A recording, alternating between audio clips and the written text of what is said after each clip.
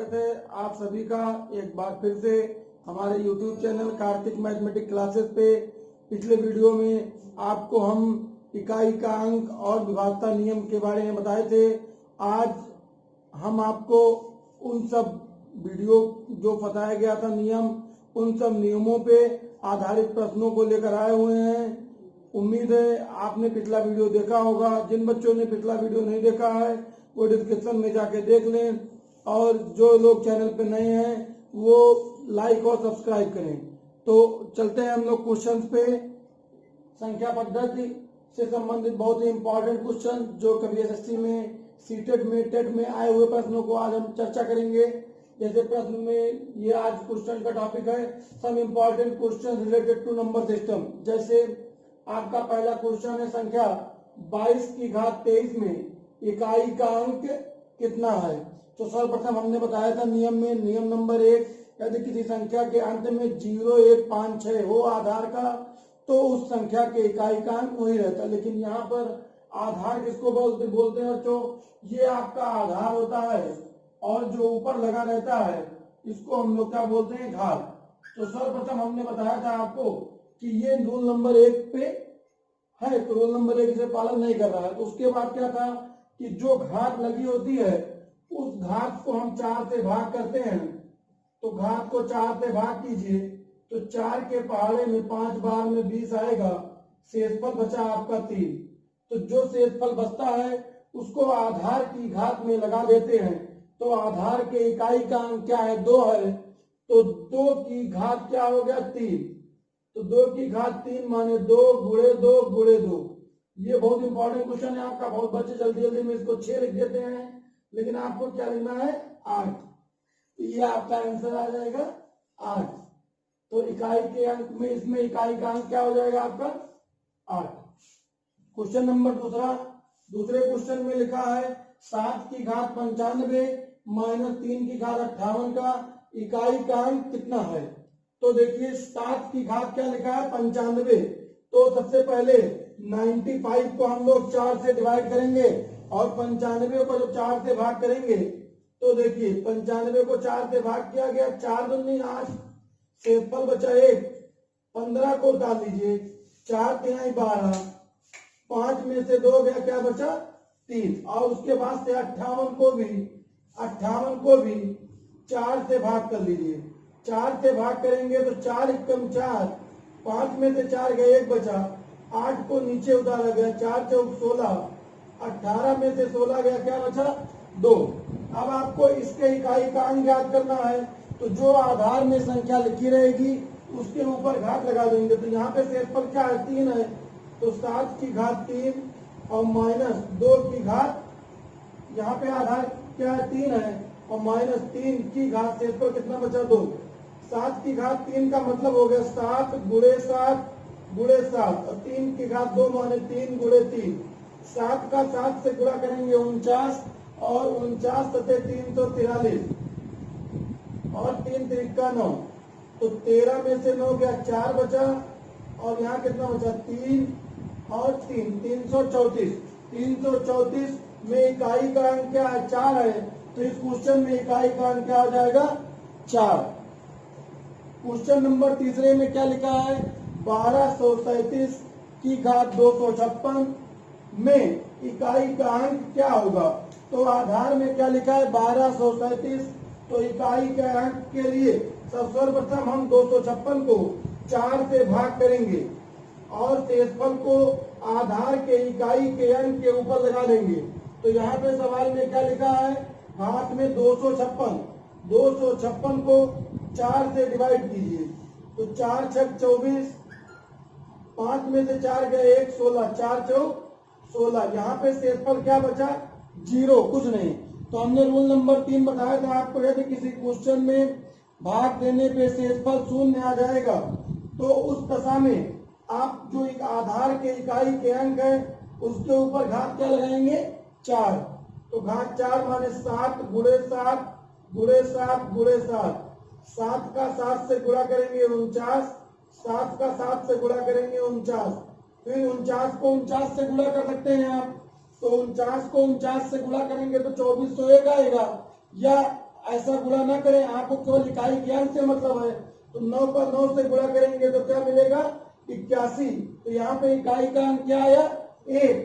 तो यहाँ पे आपका क्वेश्चन नंबर तीसरे में इकाई का अंक क्या हो जाएगा 1। या कोई बच्चा 49 को 49 से गुणा करता है तो गुणनफल आता है 24 तो 1। तो यहाँ पे इकाई का अंक क्या हुआ 1। तो दोनों प्रकार से आपका इकाई का अंक मिल जाएगा। इसी प्रकार से आपको हमने विभाजता नियम भी बताया था और कहा था कि विभाजता नियम, इकाई के अंक, स्थानीय मान, इन सब संबंधित इन सब नियमों पे आधारित कुछ प्रश्नों पे चर्चा करेंगे और आप लोग लगाएंगे क्वेश्चंस को। कमेंट बॉक्स में बताइएगा कि समझ में आ रहा है कि नहीं। क्वेश्चन नंबर चौथा क्या है 6 7 3 5 और फिर यहाँ स्टार लिखा है, स्टार के बगल में 1 लिखा है। में स्टार का न्यूनतम मान क्या होगा जिससे प्राप्त संख्या 9 से पूर्णतया विभक्त हो। तो सवाल क्या लिखा है 7, ऑप्शन में 7 है, 9 है, 5 है और 4 है। तो बच्चों 9 का विभाजता नियम हमने बताया है, यदि किसी दिए गए संख्या के अंकों का योगफल 9 से विभाज्य हो तो संख्या भी 9 से विभाज्य होगा। जैसे यहाँ पर लिखा है 6 7 3 5, तो 6 + 7 + 3 + 5 और प्लस स्टार को ऐसे रहने दीजिए +1। तो 6 7 13, 13 3 16, 16 5 21 और 21 और 1 क्या हो जाएगा 22। अब 22 में क्या जोड़ा जाए कि आपका 9 से भाग हो जाए। तो 22 और 5 क्या होता है 27। तो ऑप्शन में सीधे आप क्या जोड़ देंगे 5 को, तो 9 से क्या हो जाएगा विभाज्य हो जाएगा। क्वेश्चन नंबर 5वां लिखा है संख्या 50 27 89 में कम से कम क्या जोड़े कि योगफल 4 से पूर्णतया विभक्त हो जाए। तो एक बड़ा प्रोसेस है, पूरे सवाल को 4 से भाग कर दीजिए। या आपको हमने बता रखा है कि 4 के विभाजता के नियम में हम लोगों को 1th डिजिट और 10th डिजिट अर्थात अंत के 2 अंक देखने हैं। तो अंतिम के 2 अंक आपके क्या है 89। अब आप 89 को 4 से भाग कीजिए। तो 4 दूनी 8, 8 से 8 कर गया बचा 9, 4 दूनी 8, शेषफल कितना बचा 1। 4 के पहाड़े में 1 नहीं आता है। प्रश्न कह रहा है कि 4 में किससे, यहाँ पे किससे जोड़ दें। प्रश्न में क्या जोड़े कि पूर्णतः 4 से भाज्य हो जाए। तो यहाँ पे शेषफल 1 बचा है, 1 में क्या जोड़ा जाए कि 4 से कट जाए। तो ऑप्शन देखिए 1 में 1 जोड़ेंगे तो 2 आएगा, नहीं होगा। यहाँ पे आपका विकल्प हो जाएगा 3, क्योंकि जब 1 में 3 जोड़ेंगे तो क्या आ जाएगा 4 और ये संख्या पूर्णतः आपका 4 से कट जाएगा। क्वेश्चन नंबर 6 देखते हैं। क्वेश्चन नंबर 6 में लिखा है कि 6 7 1 फिर स्टार 4 8 3 पूर्णतया 9 से विभक्त हो तो स्टार के स्थान पर कौन सा अंक होगा। तो 9 से विभाजता का नियम आपको बता रखा हमने। यदि किसी संख्या के सभी अंकों को आपस में जोड़ने पर 9 से विभाज्य हो तो वो संख्या भी 9 से विभाज्य होगा। जैसे यहाँ पर ये क्वेश्चन दिया गया है, तो इसके सभी अंकों को आपस में जोड़ा जाए तो क्या लिखा है 6 + 7 + 1 + 4 + 8 + 3। तो 6 7 13 1 14 4 18 और 8 18 8 26 और 26 और 3 कितना हो जाएगा 29। तो बराबर आपका आया 29। अब 29 देखिए 9 के पहाड़े में 29 नहीं आता है, तो 29 में अगर 2 जोड़ेंगे तो क्या आएगा 31। माने पहला वाला विकल्प गलत है। 29 में 5 जोड़ेंगे 29 5 34, दूसरा वाला भी गलत है। और 29 में 7 जोड़ेंगे 29 7 36, तो तीसरा विकल्प क्या हो जाएगा आपका सही हो जाएगा। क्वेश्चन नंबर 7वां आप लोगों के लिए बहुत इंपॉर्टेंट है। 11 से विभाजता का नियम थोड़ा सा कठिन भी होता है और ये 11 से विभाजता का नियम, इसीलिए इस नियम पे हम कम से कम जो एग्जाम में आने वाले क्वेश्चन से 1-2 क्वेश्चन बताए हुए हैं। यहाँ कह रहा है यदि ये दी गई संख्या पूर्णतः 11 से विभाज्य हो तो y का मान है। तो सबसे पहले संख्या को यहाँ हम लिखते हैं किनारे। तो क्या लिखा है 1 y 3 y 6। तो 2 प्रकार से बताए थे कि सम स्थान पर आए अंकों का योगफल और विषम स्थान पर आए अंकों का योगफल। अगर 11 से का अंतर 11 से विभाज्य है तो संख्या भी 11 से विभाज्य होगा। और दूसरा नियम बताए थे कि एकांतर क्रम में लिए गए संख्याओं के अंकों का योग का अंतर यदि 11 से विभाज्य है तो संख्या 11 से विभाज्य होगा। तो एकांतर क्रम में लेते हैं इसको। तो पहला एकांतर क्रम 1 3 6, तो 6 और 3 9 और 1 कितना हो गया 10। और यहां आप लिखेंगे माइनस y में y जोड़ेंगे तो क्या हो जाएगा 2y। y में y जोड़ा जाएगा तो y और y जुड़ेगा तो 2y ना कि 2y²। उसका अंतर या तो 0 आना चाहिए या तो 11 का गुणज। तो यहाँ पे कह रहा है 11 से विभक्त है तो अंतर मान लेते हैं क्या है 0 है। तो 10 बराबर 0 प्लस 2y, तो 10 बराबर क्या हो गया 2y। अब यहाँ 2 पंचे 10, तो y बराबर क्या हो जाएगा 5। तो यहाँ पर जो y का मान है वो क्या हो जाएगा आपका 5, माने विकल्प नंबर चौथा सही हो जाएगा डी। और दूसरा तरीका क्या था कि जब इन सबों को जोड़ने पे 10 आ रहा है तो माने y में y जोड़ने पर 10 आना चाहिए। तो 2y आ रहा है तो 2 का 5 से गुणा करेंगे तो क्या आ जाएगा 10, और 10 में से 10 गया 0, तो अंतर 0, तो 11 से विभाज्य होगा। क्वेश्चन नंबर 8वां, यदि इतना पूर्णतः 11 से विभक्त हो तो स्टार का मान होगा। अब स्टार का मान आपको बताना है। तो उसी प्रकार से एकांतर क्रम में संख्याओं को जोड़ेंगे और उनका अंतर यदि 11 शून्य आ रहा है या 11 का गुणज आ रहा है तो ये संख्या 11 से विभाज्य होगा। जैसे यहाँ पर लिखा है 4 8 3 2 7 और स्टार है और यहाँ है 8। तो एकांतर क्रम में संख्याओं को जोड़ेंगे 4 3 7 फिर 8, तो 4 और 3 कितना हो गया 7, 7 7 14 और 8 22। लिख देते हैं 4 प्लस 3 प्लस 7 प्लस 8 और माइनस आपका क्या बचा 8 2 स्टार, 8 प्लस 2 और प्लस स्टार। अब देखिए 8 7 15 3 18 4 22 और माइनस 8 और 2 कितना हो गया 10। अब 10 में क्या जोड़ा जाए स्टार लगा हुआ। अब देखिए यहाँ पर 22 में से 10 जाएगा तो कितना बचेगा 12 और माइनस स्टार। स्टार को घटाना है तो देखिए अगर 12 में से 5 घटाएंगे तो बचेगा 7, 11 से विभाज्य नहीं होगा। 12 में से 3 घटाएंगे बचेगा 9, 11 से विभाज्य नहीं होगा। 12 में से 2 घटाएंगे बचेगा 10, 11 से विभाज्य नहीं होगा। और 12 में से 1 घटाएंगे बचेगा 11, 11 से विभाज्य हो जाएगा। माने स्टार के स्थान पर क्या हो जाएगा 11। इस प्रकार की संख्या में क्वेश्चन नंबर 9, 584 328 543 गुणे 618 में इकाई का अंक कितना है।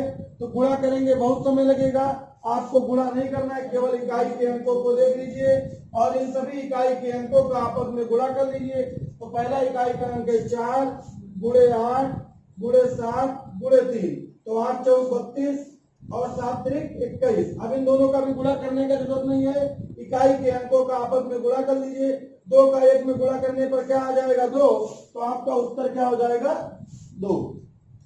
क्वेश्चन नंबर 10वां, इसमें भी आपका सेम इसी प्रकार से है, इकाई का अंक है। तो आप लोग ये ध्यान दीजिएगा यदि किसी कुछ संख्या में दिए गए प्रश्न में इकाई के अंक में कहीं पर 0 आ रहा है तो उस सवाल में आपको गुणा करने का जरूरत नहीं है। अगर अंत में 0 है तो इकाई का अंक क्या हो जाएगा आपका 0। क्वेश्चन नंबर 11, क्वेश्चन नंबर 11 में लिखा है कौन सी संख्या किसी प्राकृतिक संख्या का वर्ग नहीं है। तो आपको हमने बता रखा है कि यदि किसी संख्या के अंत में 2 हो 3 हो 7 हो 8 हो तो वो संख्या किसी भी प्राकृतिक संख्या का वर्ग नहीं होगा। देखिए यहाँ पर 1 आ रहा है, माने ये प्राकृतिक संख्या का वर्ग है। यहाँ 5 आ रहा है, ये प्राकृतिक संख्या का वर्ग है। लेकिन ऑप्शन नंबर 3 में क्या लिखा है, ये 42 437, तो इकाई का अंक इसका 7 है, माने ये किसी प्राकृतिक संख्या का वर्ग नहीं होगा। बगैर लगाए आप क्वेश्चन लगा सकते हैं और अन्यथा आपको वर्गमूल निकालना पड़ेगा। वर्गमूल वैसे अभी हम बताए नहीं है, वर्गमूल निकालेंगे तो काफी समय लगेगा। क्वेश्चन नंबर 12 से इसी प्रकार से कौन सी संख्या किसी प्राकृतिक संख्या का वर्ग नहीं हो सकती है। बस आपको इसके लिए अंत में 2 3 7 और 8 देखना है।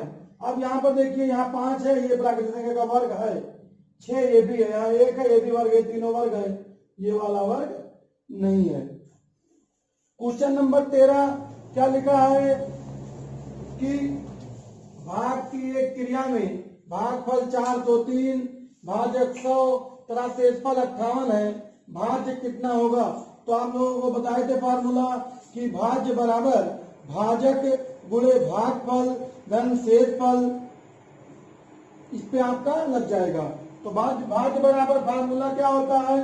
सीधे आप लिखेंगे भाज्य बराबर फार्मूला भाजक गुणे भागफल और प्लस शेषफल। अब यहाँ देखिए भाजक कितना है? भागफल 403 है, भाजक 100 है, 403 गुणे 100 या उल्टा लिख दिया गया था। भाजक कितना है? 100, भागफल 403 और शेषफल 58।